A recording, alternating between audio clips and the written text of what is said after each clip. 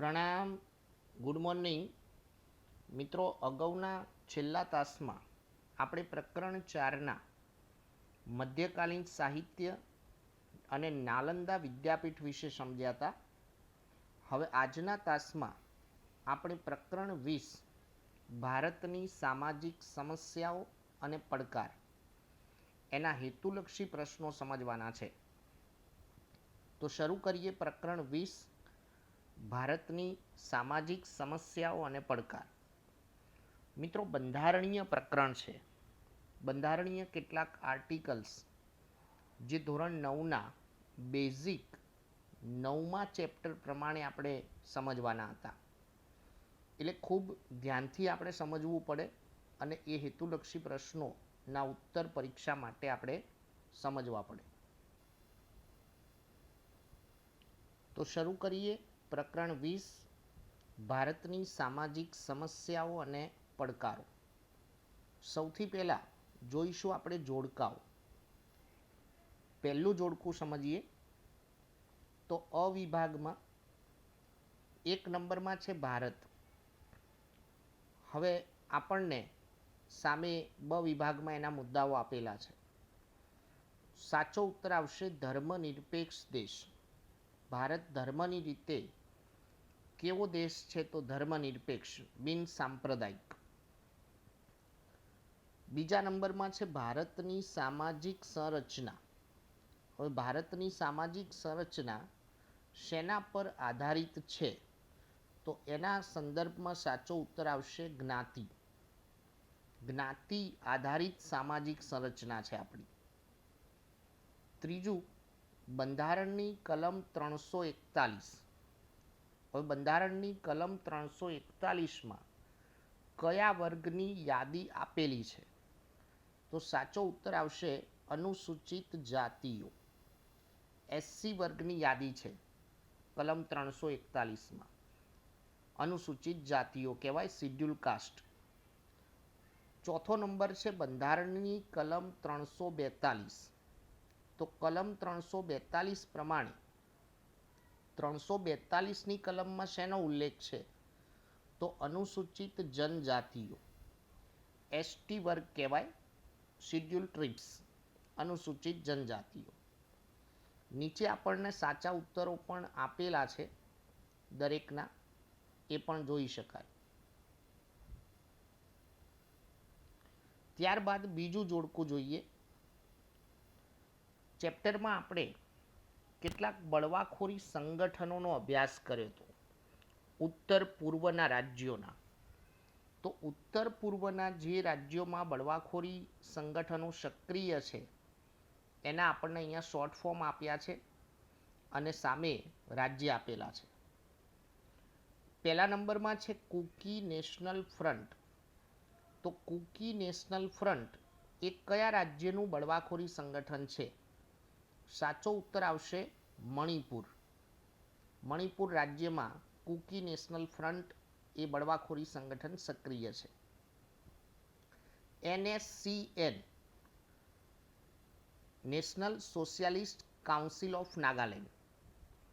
તો એ બળવાખોરી સંગઠન નાગાલેન્ડમાં સક્રિય છે. NLFT, national liberation of front of Tripura. સાચો ઉત્તર આવશે ત્રિપુરા, NLFT. અને ચોથા નંબરમાં છે ઉલ્ફા, ULFA, United liberation front of Assam, એનું પૂર્ણ નામ થાય. તો સાચો ઉત્તર આવશે અસમ. અસમમાં સક્રિય છે ઉલ્ફા.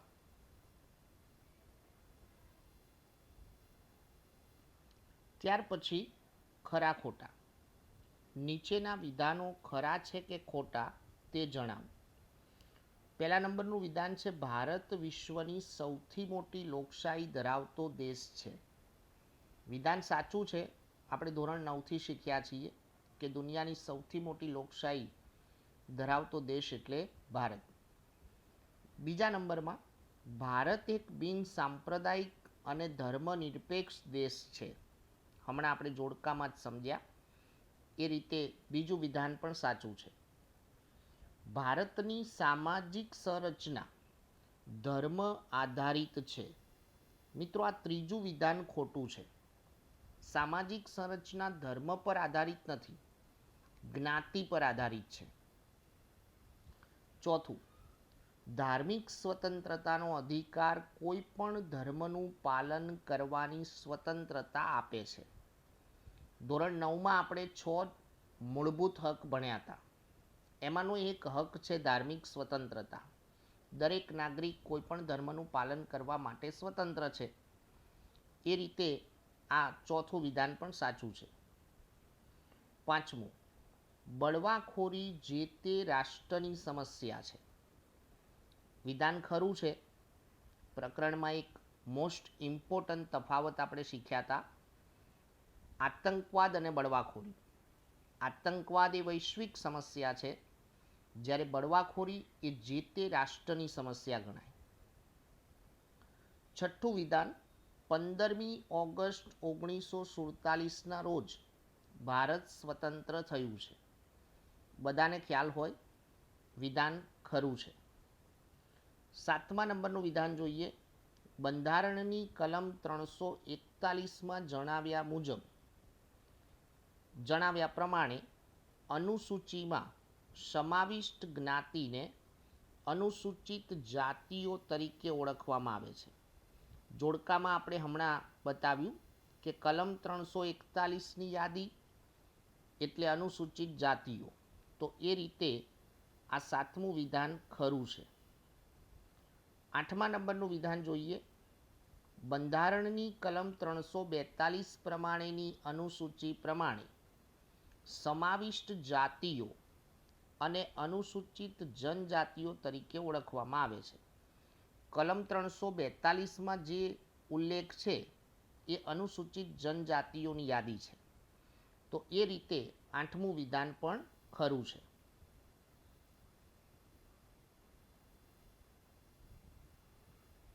ત્યાર પછી નીચે આપેલી ખાલી જગ્યામાં યોગ્ય વિકલ્પ પસંદ કરી ખાલી જગ્યા પૂરો. નંબર 1, ધર્મ એ ખાલી જગ્યાનો વિષય છે. સાંપ્રદાયિકતાના મુદ્દામાં આનો ઉલ્લેખ હતો. તો ધર્મ એ શ્રદ્ધાનો વિષય છે. દરેક વ્યક્તિની વિચારસરણી શ્રદ્ધા ઉપર આધારિત છે ધર્મ એ. નંબર 2, ભારતની સામાજિક સંરચના ખાલી જગ્યા પર આધારિત છે. હમણાં જ વાત થઈ, જ્ઞાતિ પર આધારિત. ત્રીજા નંબરમાં, ભારતના લઘુમતીના બાળકોને પ્રાથમિક શિક્ષણ ખાલી જગ્યામાં મળે તેવી સુવિધા રાજ્ય સરકાર કરી આપે છે. તો શિક્ષણ પ્રાપ્તિના હક પ્રમાણે માતૃભાષામાં દરેક લઘુમતીના બાળકોને પણ શિક્ષણ મેળવવાનો અધિકાર છે. ચોથા નંબરમાં, લઘુમતીઓના હિતો અને તેમના કલ્યાણ અને વિકાસ માટે ખાલી જગ્યાની રચના કરવામાં આવી છે. તો સાચો ઉત્તર છે લઘુમતી પંચ કેન્દ્રમાં છે, જે લઘુમતીઓના હિતો, તેમના કલ્યાણ અને વિકાસ માટે કાર્ય કરે છે. 5મા નંબરમાં, અનુસૂચિત જાતિ નક્કી કરવા માટે ખાલી જગ્યાને આધાર ગણવામાં આવે છે. તો મિત્રો, અનુસૂચિત જાતિ શેના આધારે નક્કી થાય? તો સાચો ઉત્તર છે અસ્પૃશ્યતા. અસ્પૃશ્યતાના આધારે અનુસૂચિત જાતિ નક્કી થાય છે.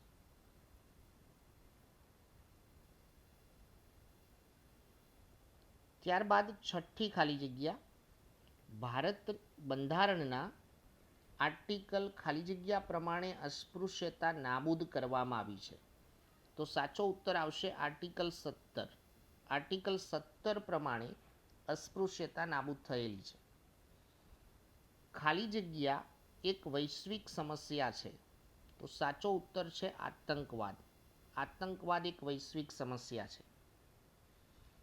8મા નંબરમાં, ખાલી જગ્યા સમાજને વિઘટન તરફ દોરી જાય છે. તો આતંકવાદ એ સમાજને વિઘટન તરફ દોરી જાય.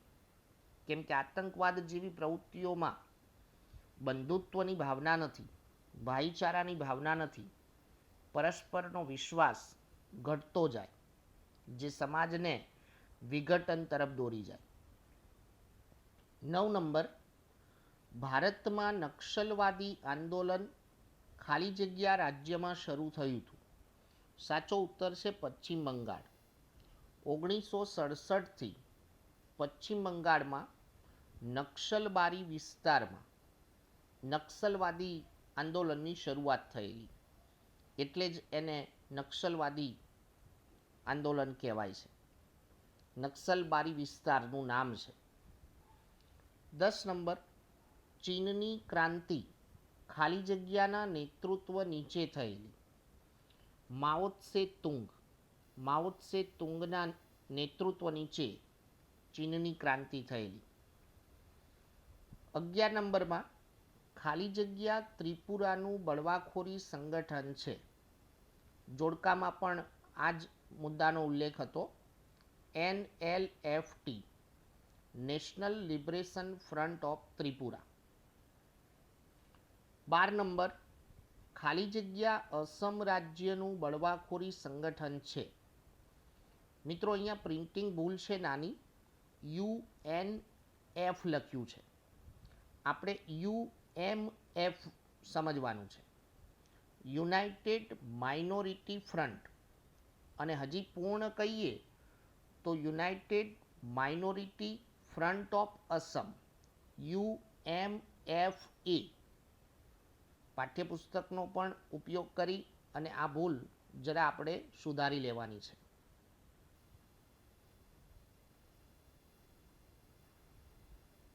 ત્યાર પછી નીચેના પ્રશ્નોના સંક્ષિપ્તમાં જવાબ આપો.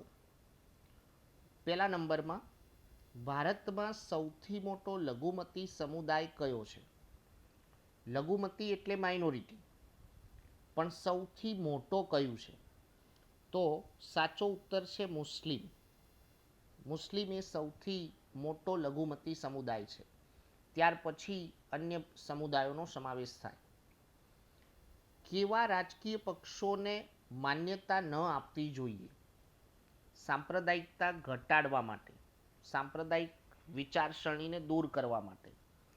તો જે રાજકીય પક્ષો સાંપ્રદાયિક વિચારધારા પર આધારિત હોય એમને રાજકીય માન્યતા ન આપવી જોઈએ રાજકીય પક્ષ તરીકે. ત્રીજા નંબરમાં, પ્રાચીન ભારતની સામાજિક સંરચના શાના પર આધારિત હતી? પ્રાચીન ભારતની વાત છે, સાંપ્રત ભારતની વાત નથી. તો પ્રાચીન ભારતની સામાજિક સંરચના એ વર્ણ વ્યવસ્થા પર આધારિત હતી. બ્રાહ્મણ, ક્ષત્રિય, શૂદ્ર અને વૈશ્ય એવા 4 વર્ણમાં આપણો સમાજ વિભાજિત હતો. ચોથો પ્રશ્ન, વ્યક્તિ, સમાજ અને દેશના વિકાસને અવરોધક પરિબળ કયું છે? જેનાથી વ્યક્તિ, સમાજ અને દેશનો વિકાસ અવરોધાય છે એ માટે કયું પરિબળ જવાબદાર છે? તો સાચો ઉત્તર છે સાંપ્રદાયિકતા. ત્યાર પછી પાંચમો પ્રશ્ન, સરકારી સહાય લેતી કોઈ પણ શૈક્ષણિક સંસ્થામાં કયું શિક્ષણ આપી શકાતું નથી? સરકારની સહાયથી ચાલતી શૈક્ષણિક સંસ્થાઓમાં તો ધાર્મિક શિક્ષણ આપી શકાતું નથી. છઠ્ઠો પ્રશ્ન, અનુસૂચિ 341 અને 342માં જાતિની યાદી કોણ નક્કી કરે છે? તો સાચો ઉત્તર આવશે રાષ્ટ્રપ્રમુખ. સાતમો પ્રશ્ન, કેન્દ્રમાં સંસદના કયા ગૃહમાં કોઈ પણ બેઠક અનામત રાખવામાં આવતી નથી? કેન્દ્રમાં 2 ગૃહ હોય, લોકસભા અને રાજ્યસભા. તો કયા ગૃહમાં બેઠક અનામત રાખવામાં નથી આવતી? સાચો ઉત્તર આવશે રાજ્યસભા. ઉપલા ગૃહમાં અનામત નથી હોતી. પ્રશ્ન નંબર 8, હિન્દુ ધાર્મિક સંસ્થાઓના ઉલ્લેખમાં કઈ કઈ ધાર્મિક સંસ્થાઓનો પણ ઉલ્લેખ કરી શકાય? જ્યારે આપણે એવું કહીએ છીએ કે હિન્દુ ધાર્મિક સંસ્થાઓ, તો ત્યારે એમાં કઈ કઈ ધાર્મિક સંસ્થાઓનો ઉલ્લેખ થઈ શકે? આર્ટિકલ 25 પ્રમાણેની વાત છે તો શીખ, બૌદ્ધ અને જૈન. પ્રશ્ન નંબર 9, નક્સલવાદીઓના મુખ્ય સંગઠનો કયા કયા છે? તો નક્સલવાદી બે સંગઠનો છે, પીપલ્સ વોર ગ્રુપ PWG અને માઓવાદી સામ્યવાદી કેન્દ્ર MCC. આ બંને નક્સલવાદી સંગઠનો સક્રિય છે.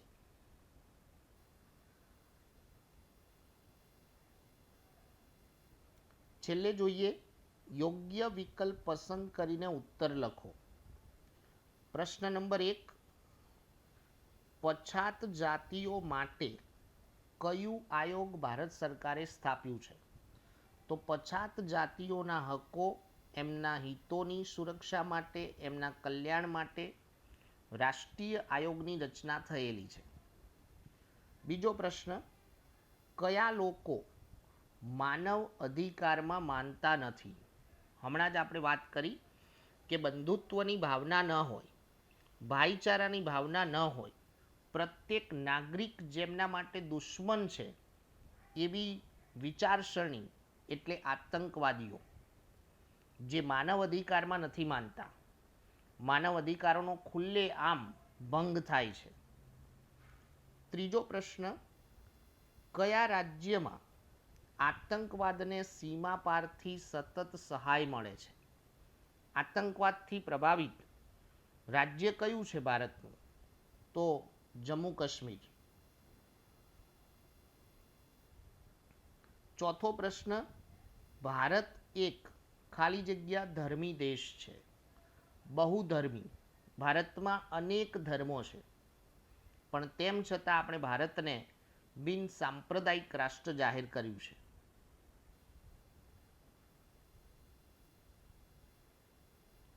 આ સાથે આપણા પ્રકરણ 20ના હેતુલક્ષી પ્રશ્નોનું સોલ્યુશન અહીંયા પૂર્ણ થયું.